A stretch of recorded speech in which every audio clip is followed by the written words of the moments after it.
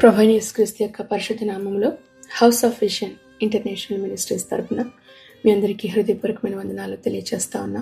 అందరూ బాగున్నారు కదా? జూన్ మాసం 10వ తారీఖు 2026 సంవత్సరం. ఈనాటి వాక్య ధ్యానం జకర్యా గ్రంథం 2వ అధ్యాయం 10వ వచనం. సియోను నివాసులారా, నేను వచ్చి మీ మధ్యను నివాసము చేతును, సంతోషముగా నుండి పాటలు పాడుడి, ఇదే యెహోవా వాక్కు. జకర్యా ప్రవక్త కాలంలో యెరూషలేము శిథిలమైపోయింది. ప్రజలు చాలా నిరుత్సాహంలో ఉన్నారు. దేవాలయం కూలిపోయింది. శత్రువులంతా కూడా చుట్టుముట్టారు. భవిష్యత్తు అంధకారంగా కనిపిస్తూ ఉంది. అలాంటి సమయంలో దేవుడు వారికి ఒక అద్భుతమైన వాగ్దానాన్ని చేస్తూ ఉన్నాడు. ఏమంటున్నాడంటే ఆయన, నేను వచ్చి మీ మధ్యన నివాసం చేతును, నేను వచ్చి మీ మధ్యన నివాసం చేతును. వారి యొక్క జీవితం చూస్తే భవిష్యత్తు ఏంటో తెలియదు. వారి కలిగినవన్నీ కూడా కోల్పోయినాయి. శిథిలావస్థలో ఉన్న మనుషులతో ప్రభు ఇస్తున్న వాగ్దానం, నేను వచ్చి మీ మధ్యన నివాసం చేతును. అంటే దేవుని యొక్క ఆశీర్వాదము కంటే కూడా దేవుని యొక్క సన్నిధి గొప్పది. దేవుడు అనుగ్రహించే ఏ బహుమతులు కంటే కూడా దేవుడే గొప్పడు. ఈ విషయం మోషే భక్తుడికి బాగా అర్థమైంది. నిర్గమకాండం 33:15 ఆయన చెప్తాడు కదా, నీవు మాతో రాకపోతే ఇక్కడ నుండి మమ్మల్ని తీసుకుని వెళ్ళొద్దు, నీ సన్నిధే మాకు కావాలి అని అడుగుతాడు. అవును, దేవుడు వచ్చినప్పుడు దుఃఖం సంతోషంగా మారుతుంది. ప్రభు చెప్తున్నాడు, సంతోషంగా ఉండి పాటలు పాడండి. అంటే దేవుడు రాకముందు నువ్వు పాడాలా, దేవుడు ఇంకా రాకముందే నువ్వు ప్రభుని స్తుతించగలగాలి. మరియా గర్భవతిని అని తెలుసుకున్నప్పుడు ఆమె పాడుతుంది ఒక చక్కటి పాట. లూకాసు 1:47, నా ఆత్మ నా రక్షకుడైన దేవుని యందు ఆనందించుచున్నది అని. పౌలు శీలలు అర్ధరాత్రి వేళ జైల్లో ఉన్నప్పుడు చెరసాలలో ఉండగా వాళ్ళు పాటలు పాడి ప్రభుని స్తుతించారు.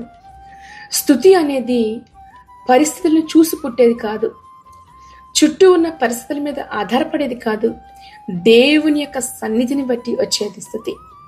ఈ రోజున స్తుతించేవారిగా మీరుంటే మీ స్థితి మారబోతా ఉంది. ప్రభువుని దగ్గరికి రాకముందే స్తుతించడం ఆరంభించు. నీ జీవితంలో కార్యం ఆరంభం కాకముందే ప్రభుని నువ్వు కనపరచు. దేవుడు నివసించే చోట పరిశుద్ధత ఉంటుంది. దేవుడు అంటున్నాడు, ఇదిగో నేను వచ్చి మీ మధ్యన నివాసము చేతును, నేను వచ్చి మీ మధ్యన నివాసం చేతును. అంటే మనమే దేవుని ఆలయం కదా, ప్రభు మనలోనే నివసిస్తారు కదా. మరి ప్రభువు నివసించడానికి సిద్ధంగా ఉన్నాయా మన జీవితాలు, హృదయాలు? ఈరోజు ప్రభు అంటున్నాడు, నేను వచ్చి మీలో నివసిస్తాను. దేవుడు నివసించడానికి నివాస యోగ్యంగా మన హృదయం ఉందా? అసూయ, ద్వేషం, క్షమించలేని మనసు, పరిశుద్ధత లేని జీవితాల్లో ప్రభు నివసించలేడు. ఆయన రావాలి అంటే గనక పరిశుద్ధమైన జీవితం కలిగి ఉండాలి, ప్రేమతో నింపబడి ఉండాలి, క్షమించగలిగిన హృదయం కలిగి ఉండగలగాలి. దేవుడు వచ్చి నివసించినప్పుడు శత్రువు ఓడిపోతాడు. శత్రువు యొక్క బలం తొలగించబడుతుంది. జకర్యా గ్రంథం 2వ అధ్యాయం 5వ వచనంలో ప్రభు అంటాడు, ఇదిగో నేను దానికి అగ్ని ప్రాకారమయ్యుందును అంటాడు ఆయన. ఆయనే మన మధ్య ఉన్నప్పుడు అగ్ని గోడలాగా, అగ్ని ప్రాకారంలాగా ఆయన నిలబడతాడు. ఈరోజున ఈ వాక్యం వెంటనే మీ జీవితాల్లో కొన్ని గోడలు కూలిపోయి ఉండొచ్చు. ఆర్థికపరమైన గోడలు, కుటుంబ సమస్యలు, ఆరోగ్యమైన గోడలు, ఆత్మీయమైన గోడలు, ఇవన్నింటిలో కూడా ఒకవేళ కూలిన స్థితిలో నువ్వు ఉంటే ప్రభు అంటున్నాడు, ఇదిగో నేనే వచ్చి నీకు అగ్ని ప్రాకారంగా నేను నీ చుట్టూ కూడా నిలబడతాను. ప్రాకారాలు లేవని భయపడుతున్నారా, బాధపడుతున్నారా? దానియేలు ముగ్గురు యొక్క స్నేహితులు మనకు తెలుసు కదా, అగ్నిగుండంలో ఉన్నప్పుడు 4వ వ్యక్తిగా ప్రభు వారితో పాటు ఉన్నాడు. ఆయన అగ్ని వారిని కాల్చలేకపోయింది, ఎందుకంటే దేవుడు వారితో వారి మధ్యన ఉన్నాడు గనక. ఈ రోజున ఈ వాక్యం వింటున్న మీరు ఎలాంటి అగ్ని వంటి శ్రమల మధ్యన, అగ్నిగుండాల్లో మీరున్నా కానీ ప్రభు మీతో ఉంటే ఆ శ్రమ నేను ఎంత మాత్రం కూడా నాశనం చేయలేదు. తల వెంట్రుకలకి అగ్ని వాసన అంటకుండగా ఆయన వారిని కాపాడినట్లుగా మీ జీవితాలను కూడా దేవుడు కాపాడుతున్నాడని గుర్తించండి. దేవుడు దిగి వచ్చినప్పుడు జనములు ఆకర్షించబడతారు. జకర్యా గ్రంథం 2వ అధ్యాయం 11వ వచనంలో, ఆ దినమున అన్యజనులు అనేకులు యెహోవాను హత్తుకొని నాకు జనులగుదురు, నేను మీ మధ్య నివాసం చేతును, అప్పుడు యెహోవా నన్ను మీ యొద్దకు పంపి ఉన్నాడని మీరు తెలుసుకుందరు. అన్యజనులు అనేకులు యెహోవాను హత్తుకొని నాకు జనులగుదురు. చూసారా, దేవుని యొక్క శక్తి, దేవుడు దిగి వచ్చినప్పుడు, దేవుడు కలిగి ఉన్న సంఘాలలోనికి ప్రజలు ఆకర్షించబడతారు. పరిశుద్ధాత్మ శక్తి ఉన్నప్పుడు ప్రజలు ఆకర్షించబడతారు. అపోస్తుల కార్యం 2వ అధ్యాయంలో పెంతెకోస్తు దినాన పరిశుద్ధాత్మ దిగి వచ్చినప్పుడు అనేక మంది ప్రతిరోజు అనుదినము వేల కొలది జనం సంఘంలోనికి చేర్చబడ్డారు. సంఘం వృద్ధి చెందింది. దేవుని యొక్క సన్నిధి ఉన్న చోట ఆత్మలు రక్షించబడతాయి. ఈ రోజున ఈ వాక్యం వింటున్న మీతో ప్రభు మాట్లాడుతున్న మాట ఏంటో తెలుసా? దేవుని యొక్క స్థానంలో లోకాన్ని పెట్టద్దు, లోకాన్ని ఉంచొద్దు. ఒకవేళ ఇంకా సోషల్ మీడియాతో నిండిపోయారేమో, వినోదాలతో ఎక్కువ ఇన్ఫర్మేషన్ తెలుసుకోవడానికి కాదు. దేవుని యొక్క సన్నిధి కొరకు ఆశపడండి, ప్రభువుని కోరుకోండి, ప్రభుని ఆహ్వానించండి. ప్రభు మీదకి వచ్చి ఆయన నివాసం చేస్తానంటున్నాడు ఆయన. ఈ వాగ్దానం చెప్పబడుతున్నప్పుడు ఇజ్రాయేలు సియోను ఏడుస్తుంది. సియోను విరిగిపోయింది. సియోను శత్రువుల చేత అవమానించబడింది. కానీ దేవుడు నేను మీకు వెండినిస్తాను, బంగారం ఇస్తాను అనలా. ప్రభు చెప్పిన మాట ఏంటో తెలుసా? నేనే వస్తాను మీ మధ్యకి. ఎందుకంటే దేవుడు వచ్చిన చోట అవసరాలు మారిపోతాయి, బంధకాలు తెగిపోతాయి, దురాత్మలు పారిపోతాయి, సమస్యలు తీరిపోతాయి. దేవుడు వచ్చినప్పుడు ఆత్మలు రక్షించబడతాయి, చనిపోయిన వారు బ్రతకబడతారు, ఎండిన ఎముకల్లోనికి జీవం వస్తుంది, గొప్ప సైన్యంగా వారు మారుతారు.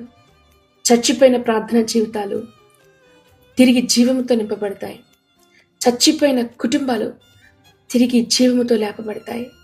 చనిపోయిన దర్శనాలు, ఏ దర్శనం అయితే విడిచిపెట్టేశారో ఆ దర్శనం ప్రభు వస్తే తిరిగి మరలా బతుకుతుంది.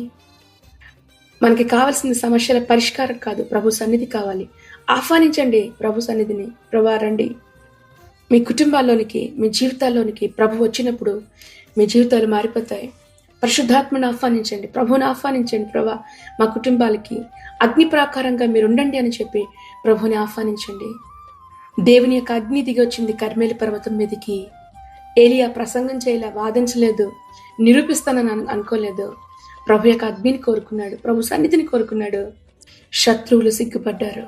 దేవుని యొక్క అగ్ని దిగి వచ్చినప్పుడు ప్రజలు సంతోషంతో అరిచారు, శత్రువులు సిగ్గుపడ్డారు.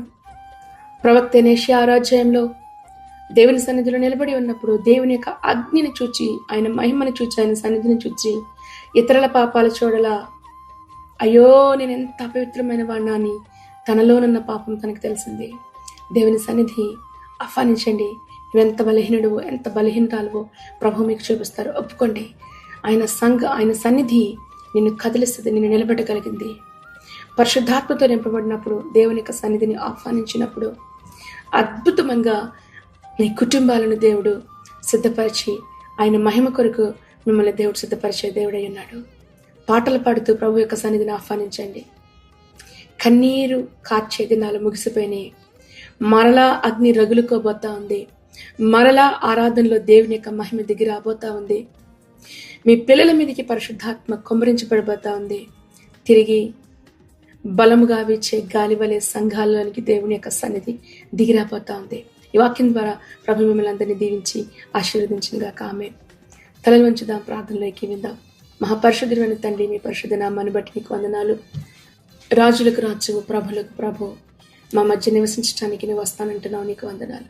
అయితే నిన్ను ఆహ్వానించడానికి మేము చేయాల్సింది సంతోషముగా నుండి పాటలు పాడమంటున్నావు ప్రభా, నీకు వందనాలయ్యా. అవును, నీవు వచ్చినప్పుడు మా శోకం, దుఃఖం తొలగిపోతుంది, దుఃఖం సంతోషముగా మార్చబడుతుంది. నీకు వందనాలు. ప్రతి బలహీనతలు తొలగిపోతాయి ప్రభా, నీకు స్తుతులు చెల్లిస్తున్నాం.